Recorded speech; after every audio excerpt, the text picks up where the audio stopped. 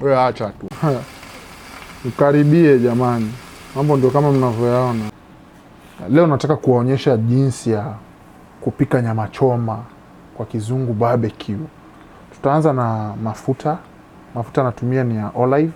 Na paka hii nyama mafuta ndio spices ama vile viungo viweze kushikana na nyama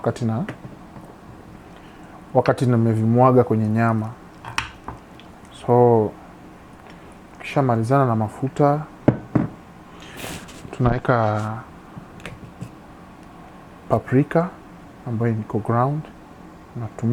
Unaweza tumia kijiko, lakini mimi najua vipimo vyangu. Natumia tu mkono. Namwaga tu kidogo, nanyunyuzia kwenye nyama yote.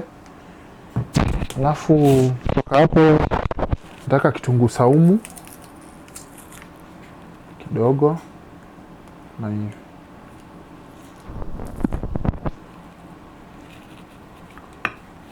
Tukimaliza kitunguu saumu, nitaweka black pepper,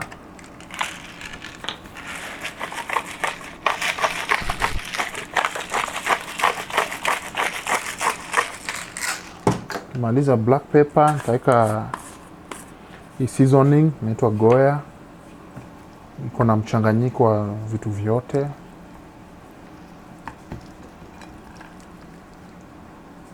Kama mnavyoiona. Baada ya hapo nachanganya mchanganyiko wangu ndio ushikane na nyama vizuri. So bila kusahau chumvi kidogo ndio pate ladha. Nanyunyuzia chumvi kila mahali. Alafu nitachanganya vizuri. Na nyama yetu iko tayari kuchomwa. Ukipenda unaweza iweka kwa fridge kwa masaa machache kidogo ndio viungo viingie. Lakini mimi leo nitachoma tu direct. Niko na njaa. Air fryer kuchoma nyama yangu. Kwa hivyo nitawasha. Alafu nitaweka kwa grill na niongeze time mpaka dakika kama 18 hivi. Alafu nawasha air fryer. Naipatia muda mpaka saa ile itapeana go ahead ya kwamba plate imekuwa moto.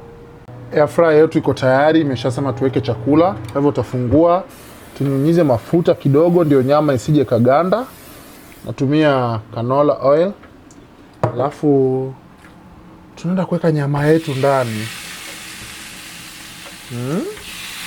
Nasikia maneno haya. Shaweka nyama yetu ndani.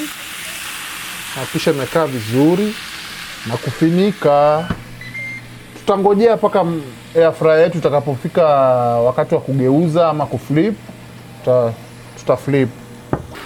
Nageuza nyama yetu. Upande mwingine nao upate moto. Hapo kama unavyoyaona.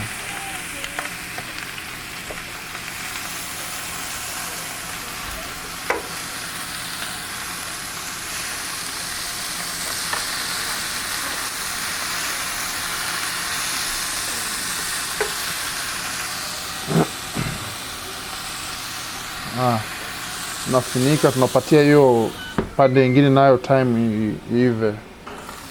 Nyama yetu ndio hiyo imeiva. Iko tayari kuliwa. So ukaribie jamani. Mambo ndio kama mnavyoyaona.